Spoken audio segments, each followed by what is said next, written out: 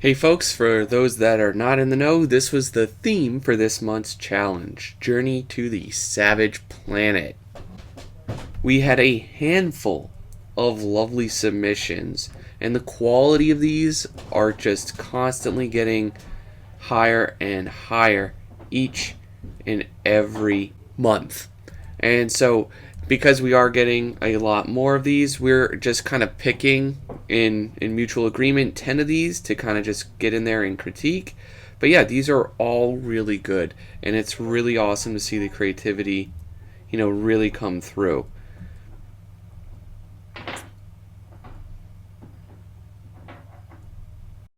Hey everybody, we're back with another community critique session.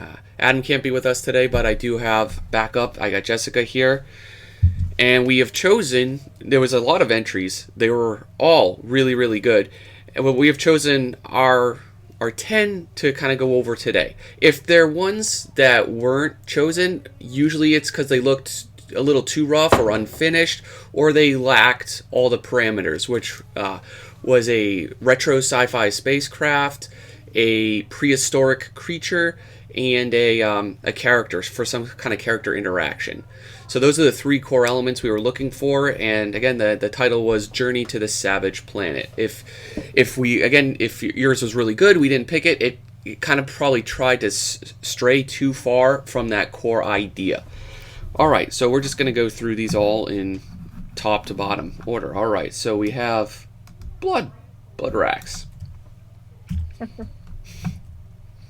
This is cool. There's an energy to this that I like. I think overall I like the composition a lot. I honestly like a lot of what's going on here even more. It's a little more eminent. We don't have that kind of distracting tree pattern in the background.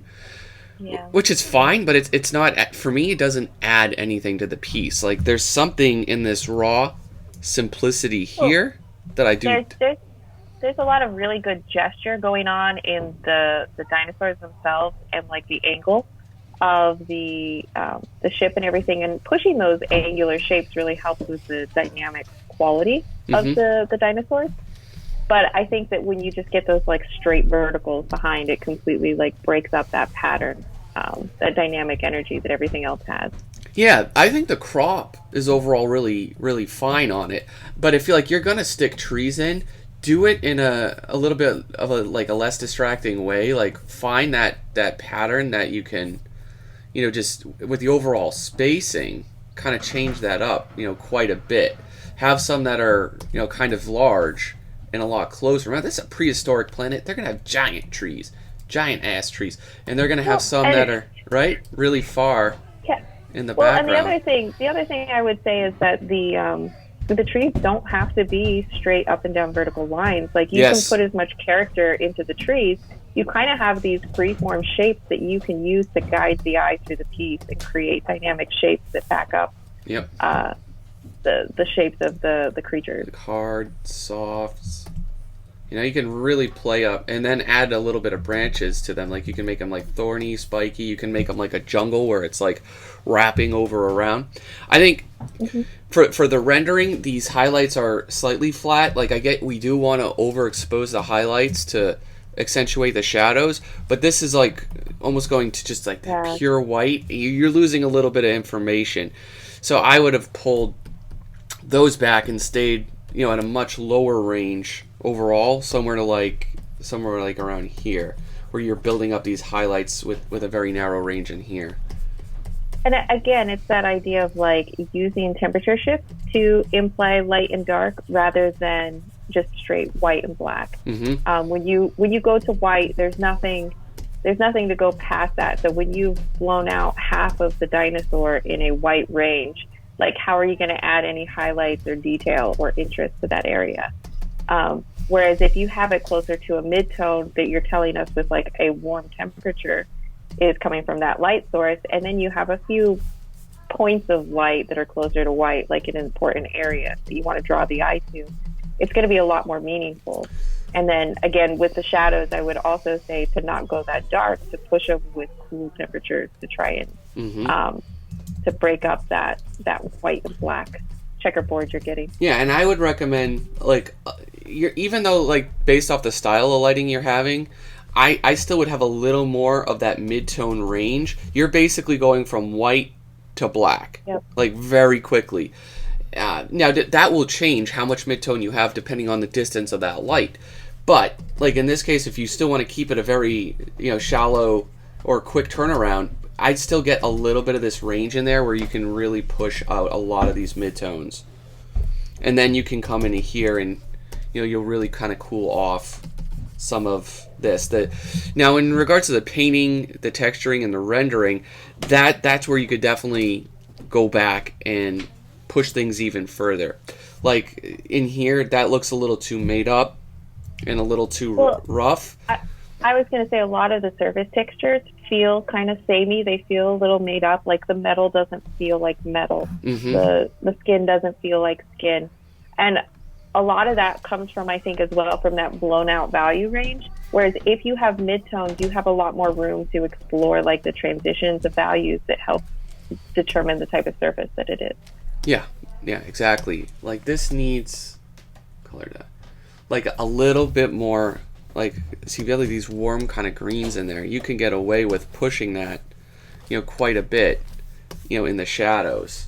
I don't know. It starts feeling like metal. Yeah, and that's kind of what we want. I usually just switch between a few of these blending modes, to really kind of push that up. And then, like you have here, which is great, you got these nice blues and purples right on the top. You can really push those out, even further. Like just bring even more of that ambient light on them, and then have your nice, cool, harsh transitions.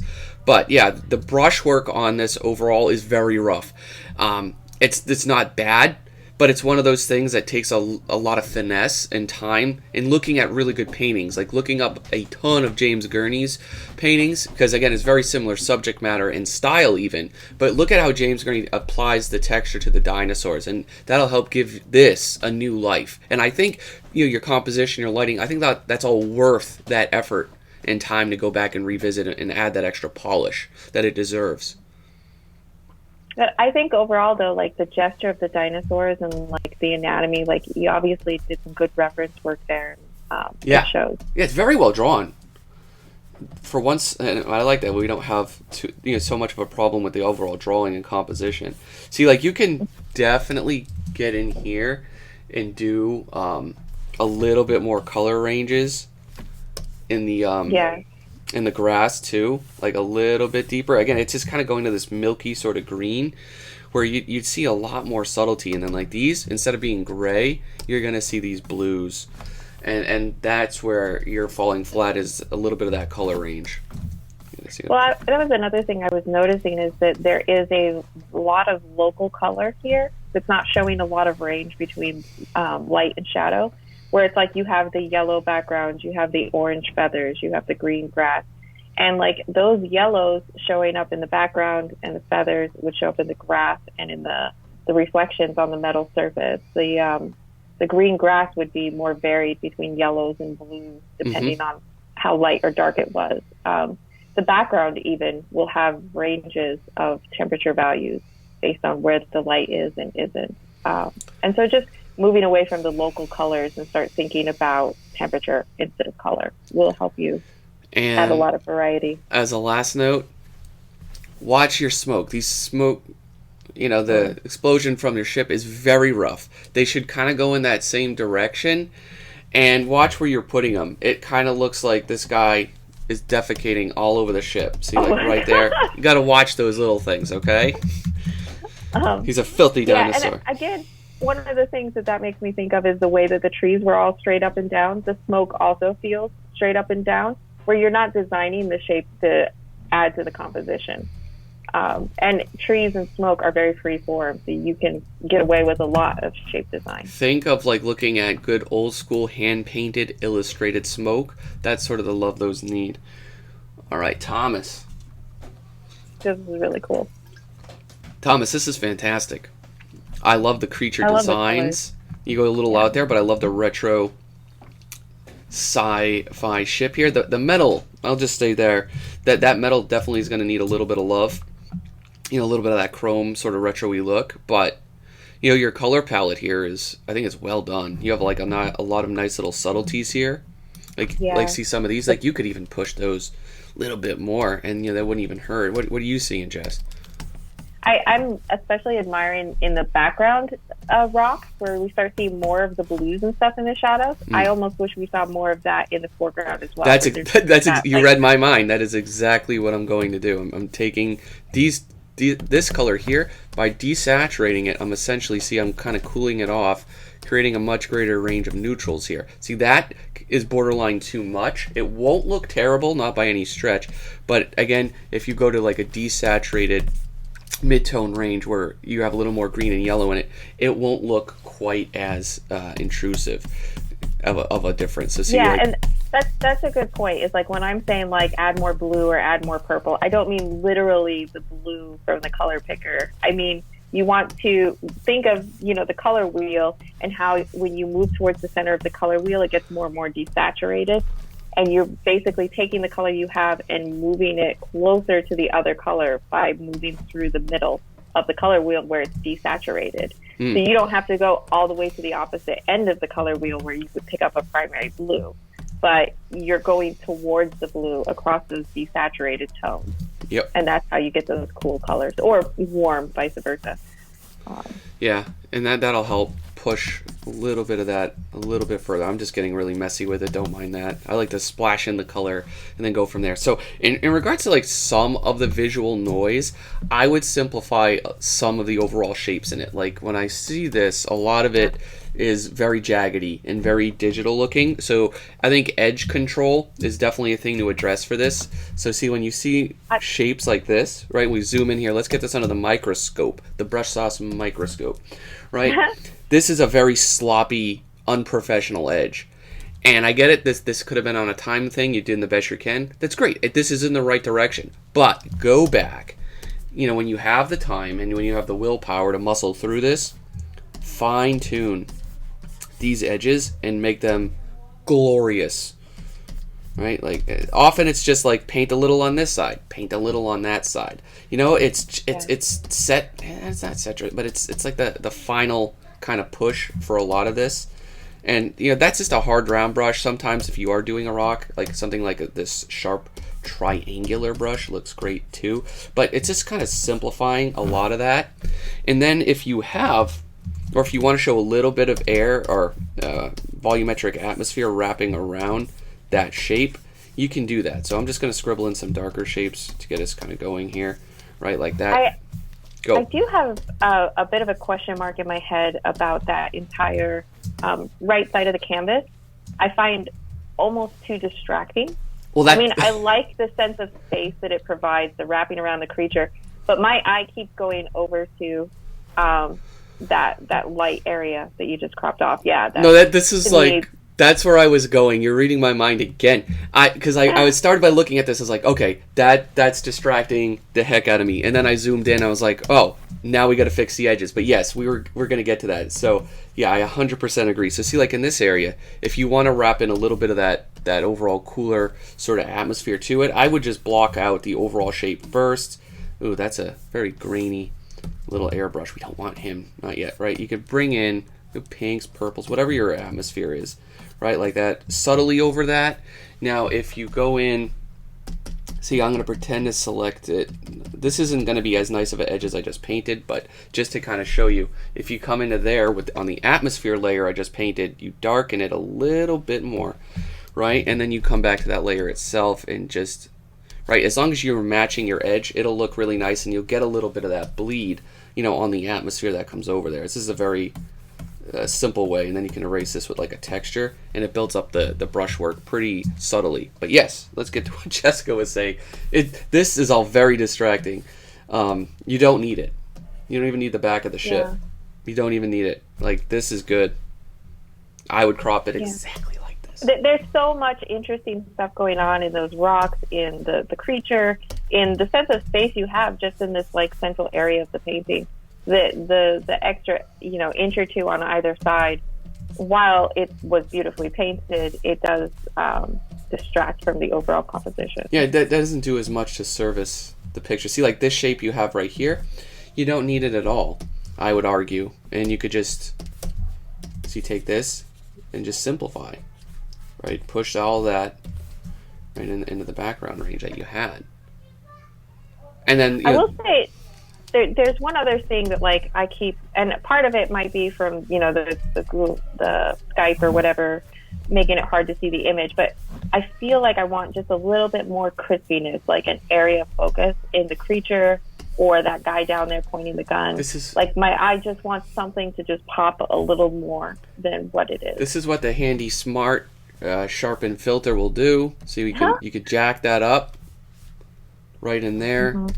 Now watch, I'm gonna zoom in. We'll get under the brush sauce Microsoft again. It's subtle, but it it makes enough of that impact on the creature. I wouldn't rely 100% on that. It won't compensate for overall bad brushwork, but if you need like a little bit more zest on something important like that, yes, it absolutely does that. Same with the characters. I would select the characters and run that same filter on them, right? And also a tangent with the gun and the rock there. Yes, there is.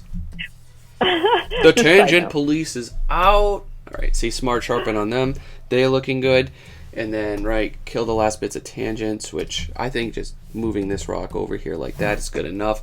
Get like a little bit more of these cooler tones that you have on the ship, on the characters. I definitely think that'll help. A little too dark. Yeah, and then you can, of course, you got to tinker with the material. I'm not going to get into that right now because I could spend a half hour really nailing this material and it just takes you too much time. But yeah, that definitely needs, you know, like not that look right there, but a little bit more of that. Like I'm trying to say, you get all these reds and oranges.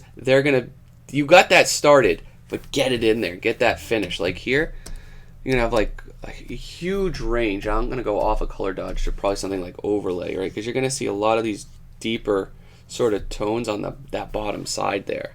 And again, I blew that out a little bit, but right, you pull that back, and you grab these purpley blues, and those are what for me would make up a lot of these tones, you know, up there.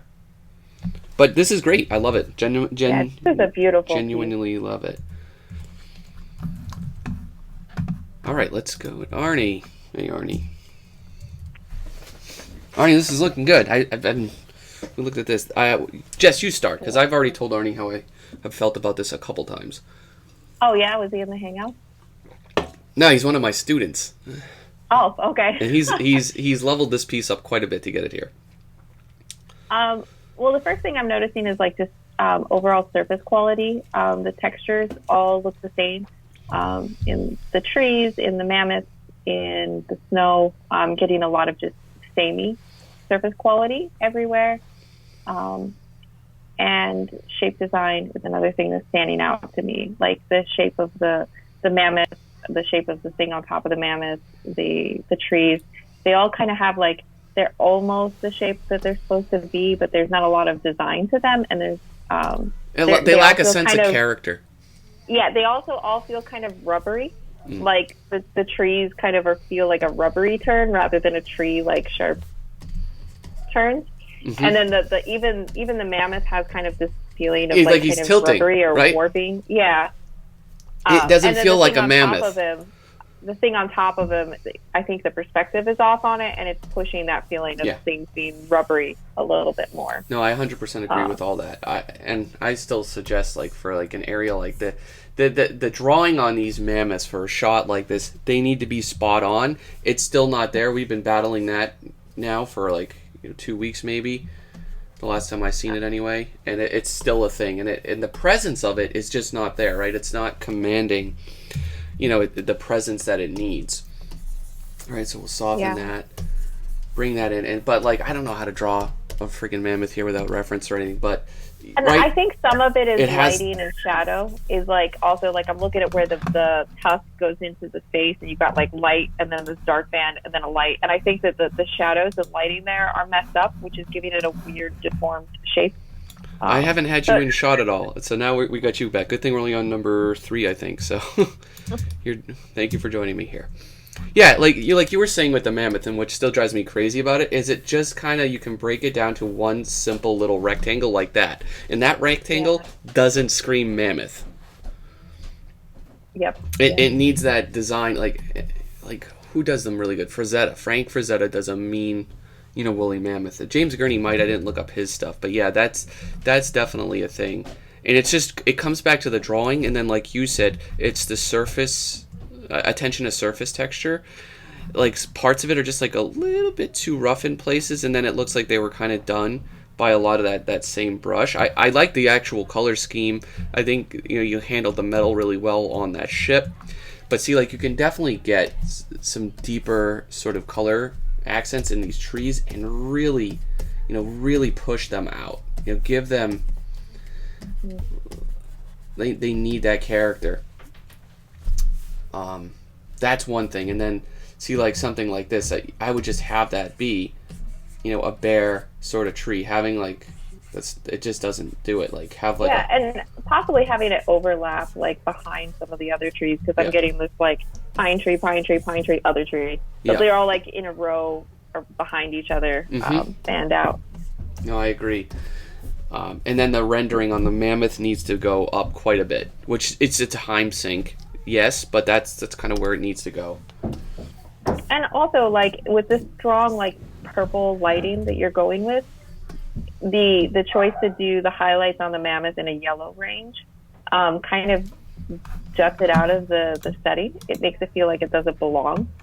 Yeah. Like if I'm looking at this picture, I'm thinking like your shadows kind of go into like a cool greenish range, and your lights would go into like a warm purpley violet range.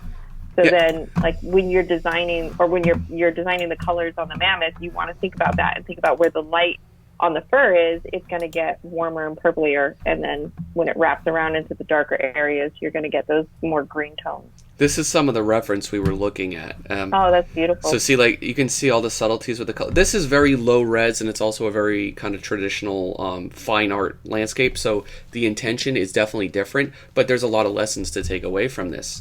There's a lot of good color design. A lot of good color design. The shapes are pretty well designed. They're clumpy, they're lumpy, there's dark, there's light. And again, for the mammoths, right? Like this is kind of where things need to be at with them. In a low res image, but again, just take the best references you can with an elephant. You'll find much more photography from and then modify it up to be a fully woolly mammoth. Like there should be like the trunk and these should like come flowing out at us with a lot of foreshortening, and then you got to stagger those shapes. But again, this is not bad at all. It just needs a little more time. I'm also getting a little bit with the like overlap where that figure is sitting on the tusk. We've got a lot going on right there. Like at first the eye, I think, says that the mammoth should be the focal point because of the way that the mammoth is framed by the lightness, and it's so dark. The eye goes to the mammoth as the focal point, and then the figures kind of seem secondary. And the figure next to the spaceship actually seems more important than the figure on the tusk. But the figure on the tusk, because it's framed by that white, little curve around the tusk, because it is so dark, it's calling a lot of attention to itself, but not in a balanced way. It feels like the mammoth, the figure with the ship, and the guy on the tusk, they're all competing with each other for like dominance in the image. And then I also think that the way that the other mammoth is like just barely off to the side behind him, that tangent is drawing the eye over there as well, which is making it more noisy. Yeah, I agree. So there's just that whole area, like there's not an established hierarchy between what you look at when and what's the most important and what's secondary. Definitely. No, definitely. We got this thing under the microscope, Arnie. We're gonna level this thing up. So yeah, brushwork, and then soften that. I brought the character. We're bringing the camera closer to the entire shot by having the mammoth bigger, by up it was felt too staged before. Like we just want to get in there and see what's the most important thing. You could go at this stage one step further as well, right? By just trimming more of that fat off, and just heck, you could see like the important. The top of that's not actually important at all. It's not hurting the picture. I don't want to give you that sense, but sometimes, right, you got to see what do you need and what do you don't need. And then you could move the tangent on that moon was kind of back there. I'd probably have it, just be like a little bit more. That's not a circle brush, so I'm not going to paint a circle.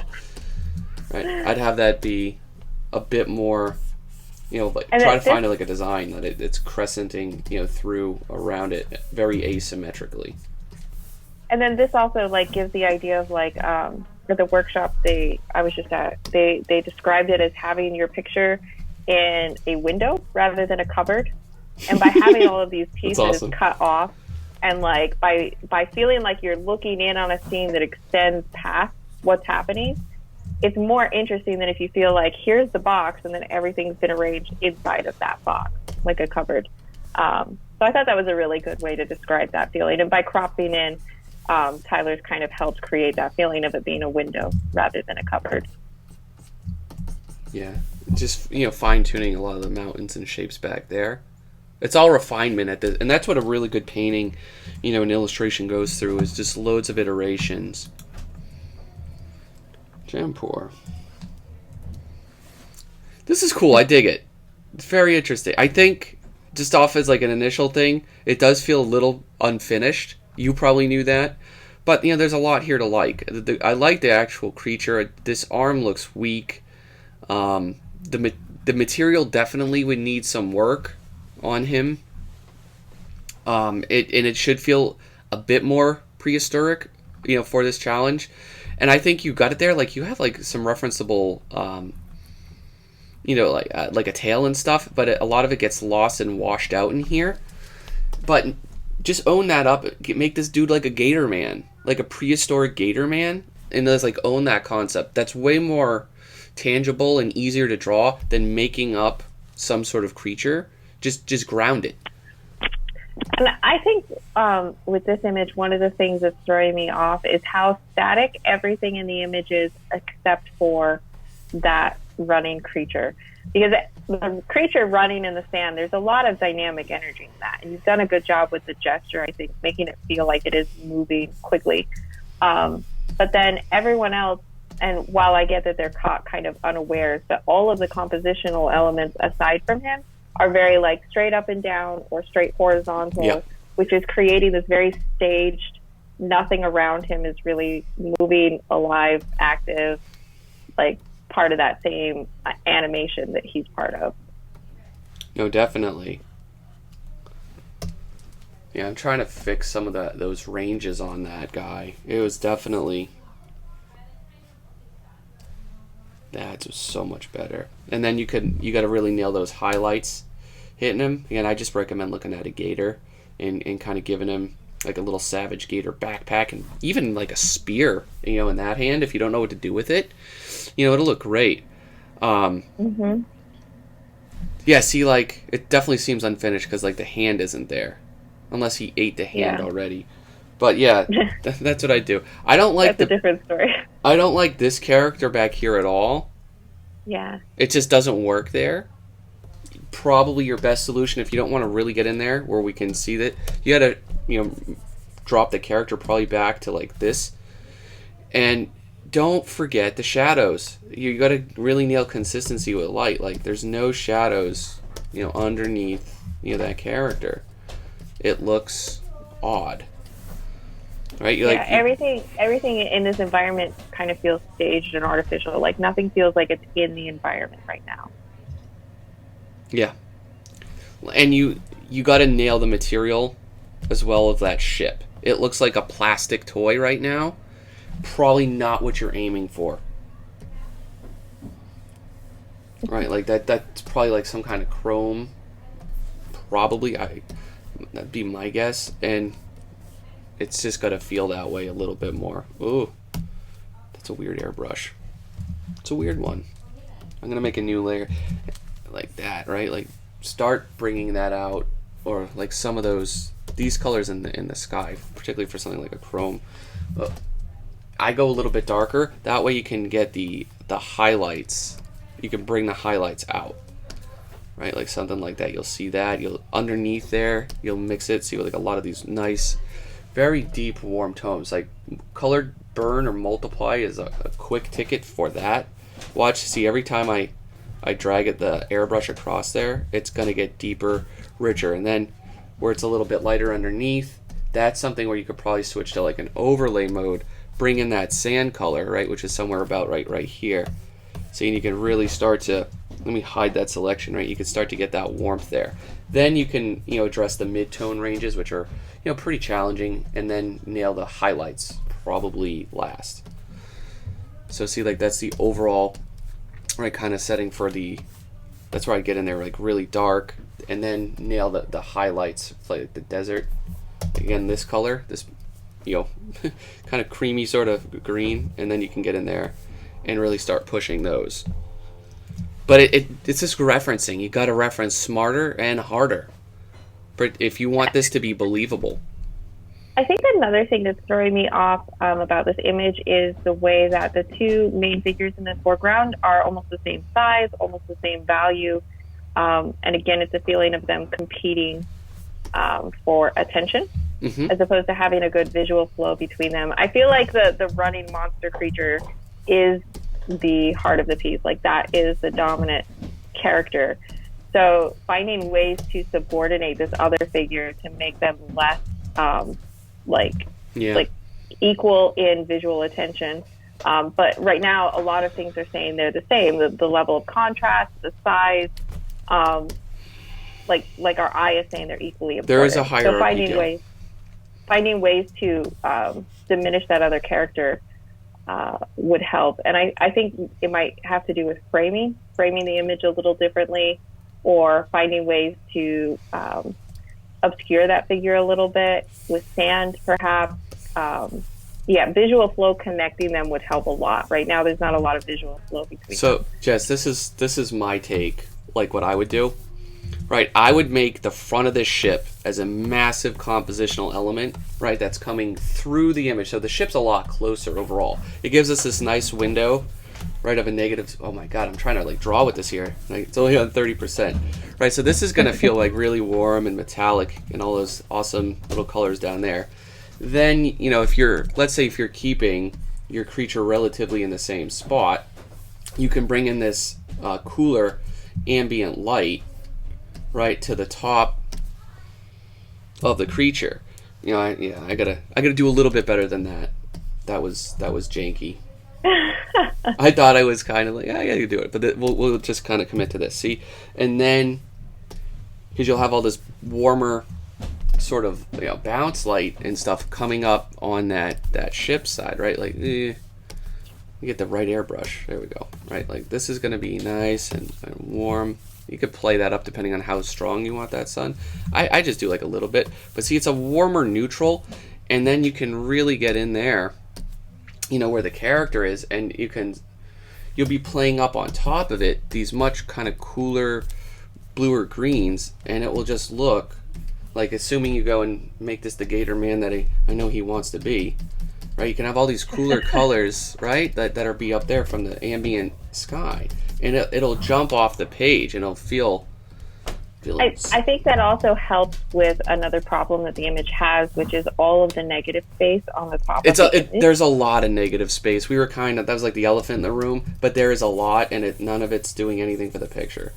So, I think because it's not really designed. The shape of the negative space isn't designed to add to the image. It's just half of the image on top, with no break in the top of the canvas or the sides of the canvas, is just empty.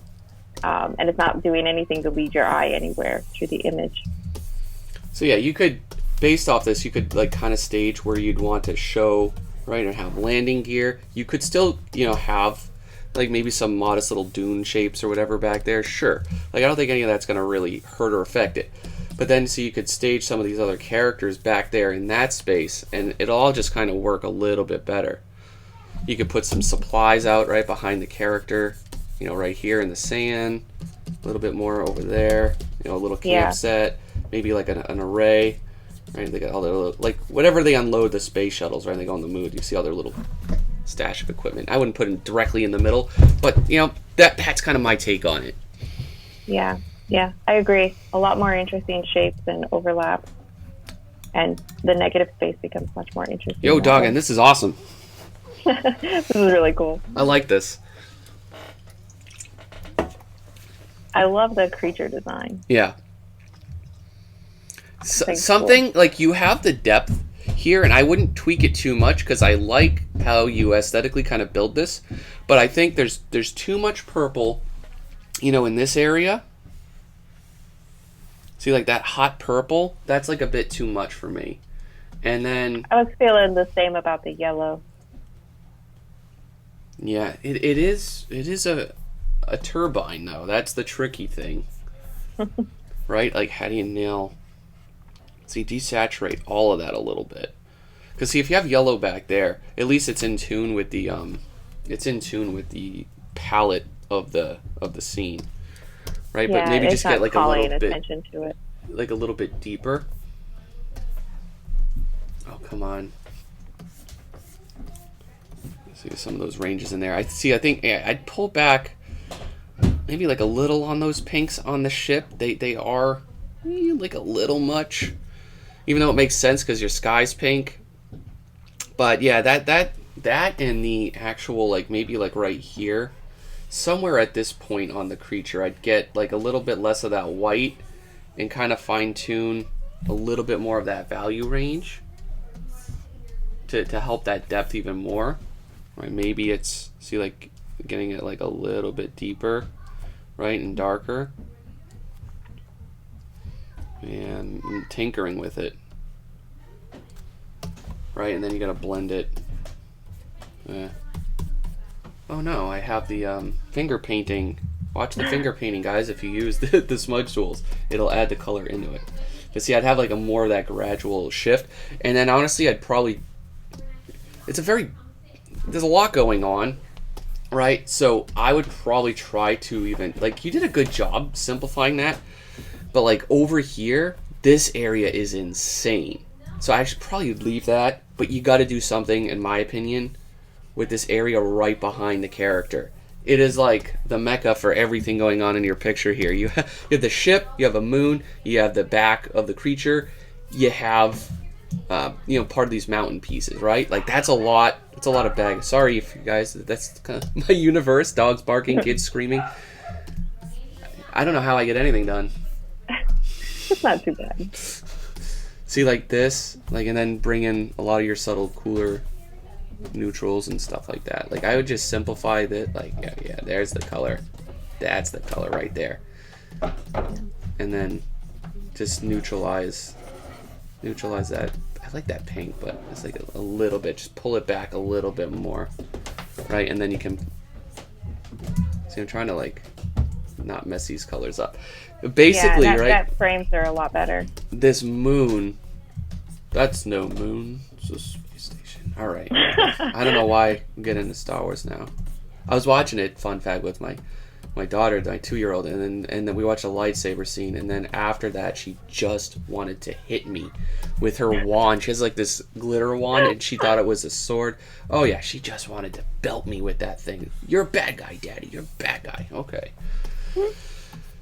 Oh, see, like we definitely want to lose the back of this, like in that atmosphere, and kind of just see a lot of that crescent sort of shape that hits in the light, as these things normally do. Because in that way, right, when we get a meaty brush here, like overlay mode, right, and we want to get some of this warmer light really hitting that edge, we can play that edge up, if we need to, but it has to be kind of simple over there.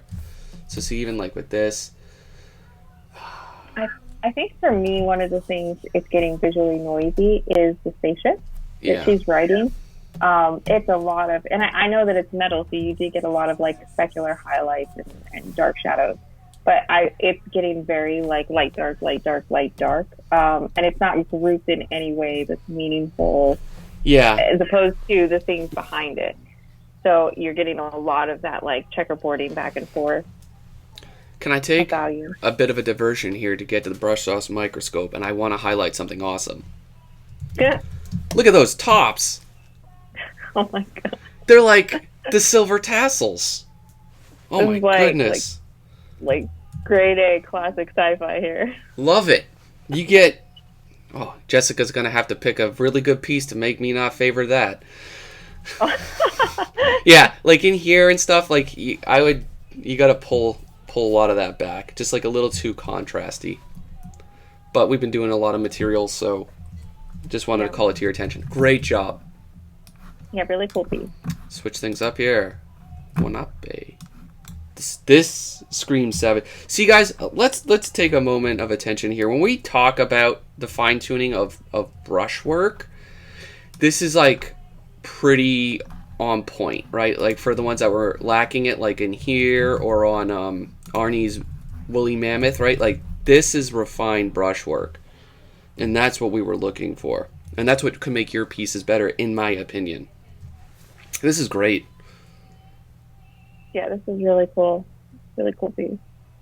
I'm having a little bit of trouble, and I know that he's kind of hiding, but the way that the figure is kind of like crouched right under the paw in shadow.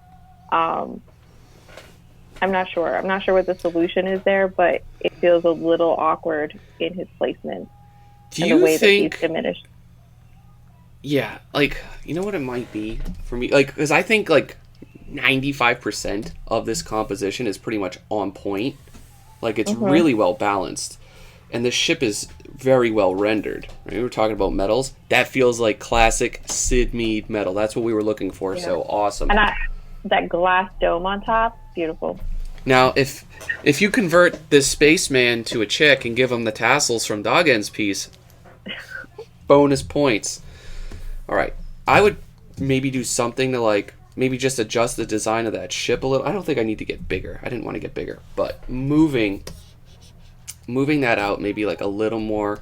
See, like a lot of your flow, right, your visual flow with the composition is coming down into here, not so much over there. Like, see this line back here, like that.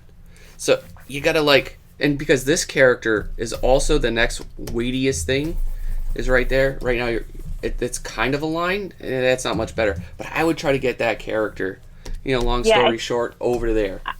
I think part of it is like the saber-tooth tiger in the foreground is really like, I'm the important figure here, because of he's like the first thing you see. He's biggest. He's silhouetted nicely. But then you keep seeing this figure down in the corner under his paw, and you're like, no, that's the most important figure. That's what I'm supposed to be looking at. That's the heart of the piece. But because of the way that he's diminished in that corner under the paw, it's like your eye keeps jumping back and forth, saying, what's the story here? What am I supposed to be looking at? Which one is the important piece that the image is designed around? Yeah. So. And I think that when you move him towards a more dominant position, less like in the corner under the paw, it suddenly tells us that the story is about this guy beset by these beasts, rather than a story about the beast. And then I would honestly just slightly shift this dude over just a tad. I am a composition snob, though, so that's me. And I get that that's on me. See, just since we moved that character, we're going to move this character over just a little bit like that. But you're getting this really nice C-curve now, where everything is leading the eye between the pieces, rather than jumping back and forth. I love my curves. There we go. Here we go. And then just get that. Nothing really substantially changes, but it's these little things at this point. I think that flows so well. I think you could even like make the ship a little smaller, or like move the guy so you don't have to move the guy into the ship a little more. Oh yeah, without moving the ship. Without moving the ship. Yeah, so you don't have to cover up the other saber-tooth tiger. You can move the ship less and move the guy more. Look at this. This, folks, is why I have the talented Jessica on here, because she took my idea and made it way better. Picture surgery. That's one of the great things about digital. I know. Yeah, and that's why, like, you can keep a lot of the really cool pieces you already have, but you're just slightly rearranging them in a way that tells the story better, guides the eye through the image better. But you've already done a lot of the heavy lifting with controlling your values, silhouetting forms nicely, nice color range. Yeah, this is good. Or you can make them have a little buddy, and you can have two of them. Good stuff, though. Good stuff. I love it. Yeah, this is a really cool You made us be really nitpicky with that. Bill Roberts. Just start us off. I gotta take a swig. Oh, start us off. Sorry. It's all right. I think the first thing that jumps out to me is the way that the entire right half of the image is dark. So dark you can barely see the figure in it, except for the glowy green bits. And so compositionally, it feels like the picture's kind of cut in half, and it goes too dark too quickly. This is how the picture reads if we take the detail out. Yeah. And this is how people are going to see it on ArtStation thumbnail. This is how they're going to see it on Instagram or Facebook, right? We want to give them a little bit more than that. So you need especially because it's outdoors, you have a lot of room for fill light. You have a lot of room to fill in that dark shape that he's framed in with atmospheric light and things like that. It doesn't have to go to darkness because it's, behind that clip base. I would even have some of the light maybe coming from down below. Definitely. I'm gonna separate. My first order of business is to knock that back there just a little bit more. And then we'll talk about that secondary light source. What are you thinking about that secondary light source, by the way? Just like a cool contrasting, like more of like the sunlight is yellow and then you get like that dome of the sky, that blue fill light that's going to be kind of like more atmospheric throughout the whole like face of the scene. And like where the bright blue or the bright yellow sunlight is not shining, you're going to get more cool, like just reflective lights and fill lights rather than the intense yellow of the sunlight, since it is in shadow. Like that's too yellow along that line. This is a classic case. I don't know if this is true. I'm making guesses, but it looks like a value painting colored in quickly. And it's not even the yellow there that bothers me. It's the absence of anything contrasting it anywhere else. Yeah. I think that yellow could be managed, that like warm sunlight filling in behind the ship there could be managed if you had more cool blues and things like that throughout the scene. See this color right here? We need a lot more varieties of it, particularly where there's metals. I like that color for it. And you can. And I think it's also the idea again of like not knowing the heart of the piece and not telling the viewer where the eye is supposed to be going very effectively. Because right now it's looking like that dinosaur is supposed to be the heart of the piece, because that's like it's framed by the ship and the sunlight. Everything's going over there. You got this bright red thing that's kind of pointing your eye to it. But then you have this figure in the foreground that was completely lost in the shadow, except for his little glowy bits. When compositionally, the way he's centered on that third line, the way that he's in the foreground is saying that he should be dominant. And then also just, like human subjectivity. We tend to like the figure, the human in the scene to be the main character. So all of those things were fighting back and forth between, well, there's a dinosaur I can see very clearly, and there's a human I can barely see. So the short version of what you're saying is, right, this is a huge part of the picture. We crop it off at the butt, and at the expense of we have all this useless space on the right side. So if this is what's important, we got to relocate this real estate over to this side of the map, right? We have to do a little bit of that surgery. So the easiest way to do that is to, just shift, readjust that focus. I have a sound effect for that. Apparently it's, I don't know if that's the right one, but. I think that by shifting it, you're definitely making the dinosaur the heart of the piece by putting the dinosaur on the third line and relegating the little guy to the corner. And that's okay, like if that's what you want the story to be about. But you need to be clear with that in the way that you compose the image, where you put the lights and darks, where you place things. All of those compositional cues tell us what the story is about. You know what? Honestly, like at this stage, I think the composition works a lot better. Yeah, but I agree. If truth be told, like it doesn't need this shape right here.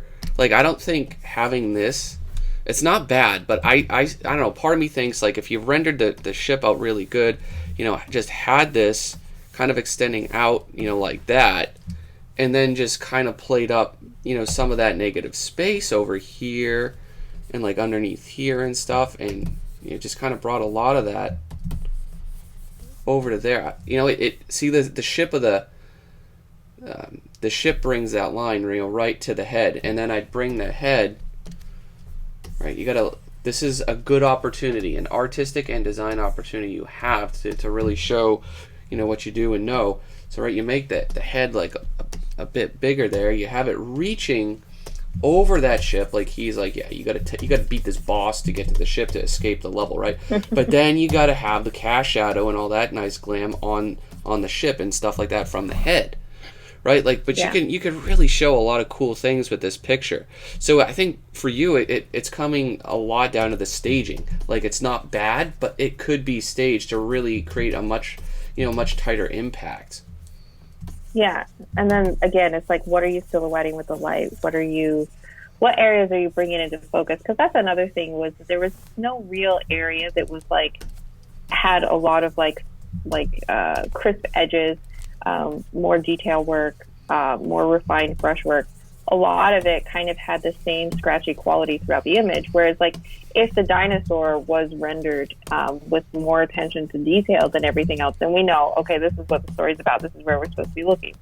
If the guy was instead, then again, that tells us something. But the way that you've kind of kept everything in the same level of finish, the same type of edges, again, adds to that confusion as to what is the story, what is the important pieces here. Mm-hmm. And then, yeah, the brushwork is going to need quite a bit of oomph. But yeah, just keep going at it. That's how you learn, right? You jump in, you make a dozen or two mistakes, you know what's wrong, now you just got to take the steps to kind of escalate it. I can't say it's wrong. I just think there's better solutions for the idea. Yeah. There's nothing wrong in art, right, guys? We all know this. We don't have to say that every time. Yeah, there's better ways you could frame it that would give us a more clear idea of the story. Hey, Kiko. Water that way. Okay. Huh. I'm getting some strange feelings of like flattening of space, which when you have this much overlap, it shouldn't flatten. But for some reason, I'm getting like this weird like, okay, this is here, that's there. Like I'm trying to like dissect it in my mind as to like where the ship is, what these shapes are. It might be that big furry shape that it's in front of is confusing, and I'm not quite sure what that shape is. And the perspective on the ship feels a little strange in relation to that strange shape. So my eyes. Yeah, the ship is too distracting, right? Like I want to say that it's like too red. Look at the piece we just looked at. Sorry, the name is slipping me off the top of my head. Remove contrast, back there. But yeah, like the ship needs it looks retro. It's good, but it's distracting as a compositional element, right, in this piece. A lot of it is it looks plastic too. Yeah, I think some of it is the negative space. I'm looking at like where that foreground figure and the dark shape behind it kind of create that vertical line of light going up to the figure, and it's creating this weird like graphic flattening. Like it's bringing that shape forward of the furry beast almost to the same level visually as that guy in the foreground. The guy in front of the ship. The guy in the foreground, in my opinion, needs to go. It's just not adding anything to the piece, and it's like really just it feels forced. Well, I'm almost getting the feeling like she's like flying through this like gateway of these two figures. But if that's the case, then maybe there should be a vertical piece that shows the two figures like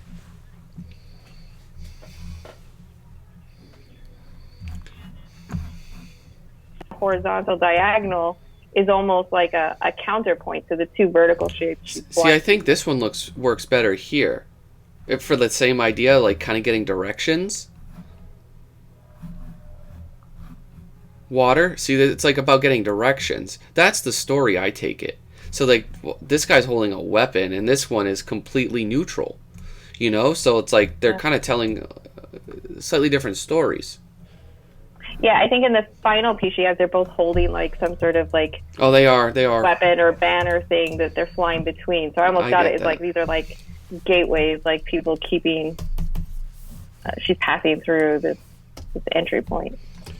But I think it's like slightly too flat as well. Like I can't believe, if you do the draw through, that like okay the butt's here, the legs are kind of probably going down like that, but then already at this point, they'd be hanging out the bottom. It's way too truncated and flat. Like this needs to go like minimal, like that, minimal. And then that side, see, steel, not base colors there, they're really good. He nailed the material. Right, you're going to get a little bit more of that neutral right up there. And then, of course, like the warmer sort of colors like this, as we've been talking about, toward the bottom. As long as they never kind of go beyond that. And then see, like right now, you're like up here, bring it down just a bit more. And then kill the white. See? Never goes to the white for that highlight. It's not even close, and that's what's giving it kind of like that plasticky sort of feel. Yeah. And then think of how form is rendered. That's why I see up here you'll have that lightness of the sky. You have the same exact sky, so you're going to see a lot more of the neutral version of that red we were just looking at as it starts to pull away, and then it's going to get warmer and then lighter toward the bottom. But it's kind of it has to go through a lot of those transitions, and they're all very subtle when you look at them, and I think it will help. But I was gonna say oh, go ahead. Sorry. We're gonna get yelled at in the comments for that. Watch. I still think I'd remove that guy. It's just too clustered. Yeah, I would reframe the image. If you want to keep him and show her flying between these two people, I would reframe it to be a vertical piece so we can kind of see the two figures that the horizontal lines going between. But the way it's framed right now, it's not working. The other thing I was going to say about that was that there's a lot of just local color again. The ship is red, like a primary red. The skin is green, like just green. The sand is that beige color. And you're getting a lot of this just like flat blocks of color. And you're not shifting it like through different temperatures and hue shift in light and dark that builds up the interesting color variance that makes something more believable and less like the primary color. The green skin on these guys will be the toughest part. Mm-hmm. Or like even like the yellow hair, like the blonde hair is just that lemony yellow color. Yeah, no, you're right. You're 100% right. And again, the sky needs a little bit of color in it. It comes off as too kind of flat and pasty. All right, 2 left. And again, this is sweet, by the way. Yeah. I was sold when I saw this. The first thing that's jumping to my mind is like, for the most part, I have a clear idea of what you're trying to do with the value structure. Of like the dark in the foreground and then that atmospheric perspective, the light in the background and the big shape silhouetted against it. But you're still breaking up a lot of these forms. Like a lot of the light areas still have lots of dark pieces and a lot of the dark forms have lots of light pieces. And so it's kind of creating more of a kaleidoscope rather than a grouping of values. And I think that could be tightened up to make the image stronger. Yeah, so like you're saying like over here, like that's definitely a thing that's happening. Probably like a lot of this could be grouped and brought in like a lot closer of a range. And then you could push the shadows and the highlights. So I'm just gonna grab like that little section for now. Right. So something in levels usually does something like that, right? Where you squeeze these two ranges like that. So I'm killing the highlights and kind of adjusting for a lot of that, and then you can add the where you need eminent, like really big important highlights, you can add that on top of it. But even like just what you did there, it still reads as highlights on top of those round shapes and the back of the ship. They still read as highlights. They do not have to be that bright to read as highlights in a dark form. Yeah, and then you can, to compensate for that too, you can lighten up. Like this cliff here, I just don't think it needs it. It's not like it's hurting it, but I just don't think it needs it. Like you could say the same story, just entirely removing it. And then the other thing I was going to say, which I've already just painted over, a lot of those rocks come off as very heavy. Like, well, I guess, no pun intended, but they're too much visual weight and emphasis on their patterns and rhythms. You want to make that a little bit more subtle and a little more pull back. Use the texture. And again, I think that's also about value grouping. Having the highlights on the rocks be so far too apart from the contrasty. shadows on the rocks. Yeah. It's the name of the game. Right, so then you can get that, then you get your shadow in, and just simplifying it. So this, see, again, forcing too many things in the composition. You got a tangent right here with the rocks, and they're all very busy rocks. Like, if you're going to stick a rock back here, just do it. Like, a little bit less, it's finicky, right? It's got way too many pieces to it. So if you have a background, rock, it has to be, not distracting. And right now, see, like, your edge, it's like, right? That's the edge sound effect. And then also, as it goes up towards his hand, it's making it, again, like, pop out of the background more and call more attention to itself than it needs. Yep. I just go all the way back, like that with it. See, and then you can do a little bit more with those, but see, we're gonna get it away from that hand, overall. So yeah, that'll look good. And then I'd bring in a little more. I'd probably I don't know if I'd go that cool on the legs with like too much of that purple. I'd probably bring that back to like these tones a little bit more. The atmosphere in this case, I think, feels slightly forced. Well, I think it's partly because the atmosphere in this case is warm. You have a warm atmosphere with sand and yellow sunlight, and the atmosphere is not blue. So you're using blue atmosphere when it would actually be a warm atmosphere. I need you as like my translator, because like everything that's going on in my head, you can, maybe it's because you're not drawing, maybe that's what it is. I'm gonna that's gonna be my excuse today. But it's like I cannot articulate like today what I am trying to say. I think you're being very clear. I think it's just adding on points. Yeah, and I can't multitask for shit, so you're doing great. Keep up the good work. It's freaking tough. Oh, yeah, you just got too much cool for a yellow atmosphere, but this is a great piece. Yeah, and again, it was that what we were talking about before is like maybe you don't have to go all the way to blue or purple to make it read as cool. You're going closer towards the center of the color wheel where it's more neutral rather than just straight up cool. But yeah, it's a really cool piece. Has a lot of potential. It's got Kong. All right, this is one of Jessica's personal favorite now. This is like one of those examples, right? It doesn't have all the pieces.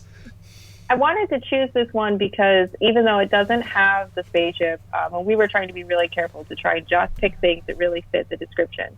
I feel like this one came really close to capturing the feeling of the prompt, though, the Savage Planet and the retro sci-fi.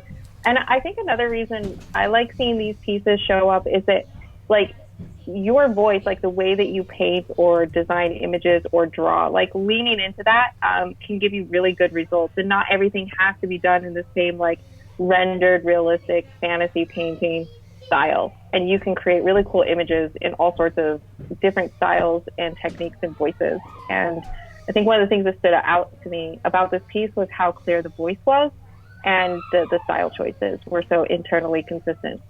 Yeah. For the record, I do love the style, but I was playing the bad copy, and like it didn't have the spaceship in it. But yeah, this is a really solid piece. Yeah. Like I love the style, and I love the drawing. Compositionally, I think we were talking before we would probably adjust a few things.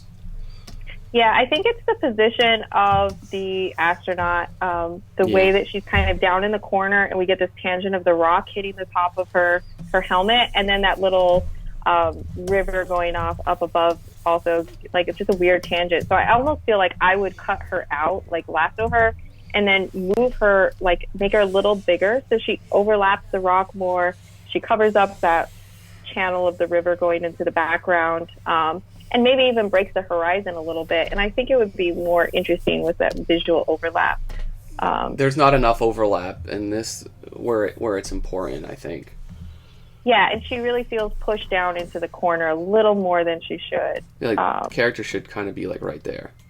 Yeah, yeah. And that already, like, the rock doesn't feel like it's awkwardly intersecting with her helmet. We didn't Um, amputate the ankles, yeah. which is a thing. You got to watch where you crop characters out.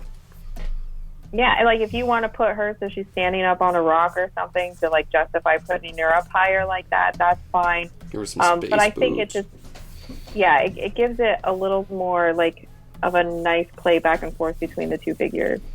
And then, yeah, like this cliff, extend that out over to here, maybe. Like, just kind of cutting through, the character like that. And then I think this circle, might be like, I don't know if that's too much, but I mean, it's heavy. It's working as like a graphic design element. It doesn't bother me too much.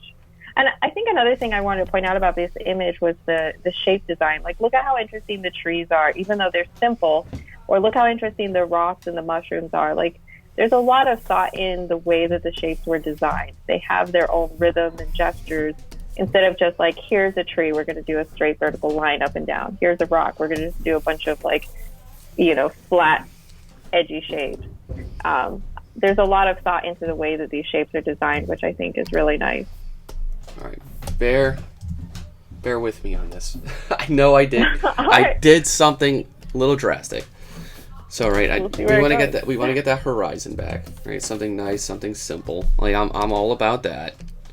Right, but right, if we got to position some kind of moon shape, right, and we could assume it's a pretty substantial moon.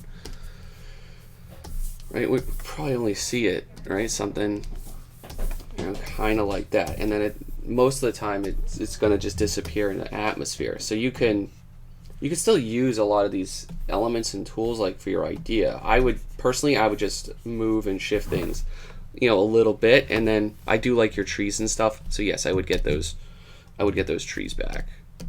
Sorry, Yeah. I got rid of them. Yeah, the trees and the mountains and stuff, but Yeah, mountains, I'd redraw their overall shape, but I like the mountains. I do like the mountains. I'm just fussy with mountain shapes, I guess. Apparently I have problems. Apparently, right? Something like you paint a lot of mountains, so you have I do a good sense of what mountains occasionally. are. Well, I just like mountains as a compositional tool. That's like the real tricky part. Guys, so this is what we did. Jessica chose a favorite, I chose a favorite, and we have a mutually agreed kind of, runner-up favorite that we wanted to pick, but we didn't. I'm guessing by just what you guys can look at here, you know who picked what and somewhat why. So, right, Jessica, this is your favorite. What do you love most about this one? I think that I love the colors, the way that those red rocks and the purples interact, the atmospheric perspective. I think it was beautifully designed with the colors. The creatures are really interesting and unexpected. It's well composed. I just think this is a beautiful image. So I really like that one. Doggone, you were my choice for reasons I don't need to repeat. I think this is a good piece, and it definitely kind of captures the fun of sci-fi of this era. And of course, you have a really creative, pretty well executed creature. And of course, you had all the components. Filter a little bit of that out, and maybe add a little bit more to the back of that creature's head, as I said, and then adjust some of the colors and the readability of that ship, and this will be fantastic. And then, of course, I cannot ignore Juan's amazing finish on this. This is great. The saber-tooth tigers, that was a really cool piece. It's just well designed, well put together, well executed, and it nails the theme so hard. Love it. Mm-hmm. Yeah. Really good pieces this time. Fantastic, guys. I'll let you know the next challenge in a moment. I gotta think of what that